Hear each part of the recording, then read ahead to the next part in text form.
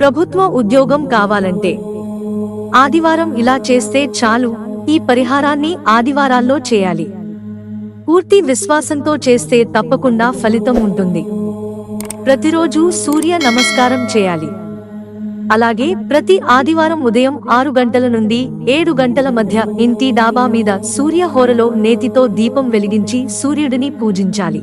డాబా లేని వారు సూర్య కిరణాలు పడే చోట దీపం వెలిగించి పూజ చేయడం మంచి ఫలితాలను ఇస్తుంది. దీపం వెలిగించేటప్పుడు సూర్యునికి నైవేద్యంగా గోధుమలతో చేసిన వంటకాలను, కలకండను సమర్పించవచ్చు. ఆదిత్యుడిని పూజించడం సూర్య గాయత్రి లేదా సూర్య శ్లోకం లేదా ఆదిత్య హృదయం స్తోత్రం చెప్పవచ్చు. ఇలా 108 రోజులు ప్రార్థిస్తే ప్రభుత్వ ఉద్యోగం ఖాయమని జ్యోతిష్య నిపుణులు అంటున్నారు.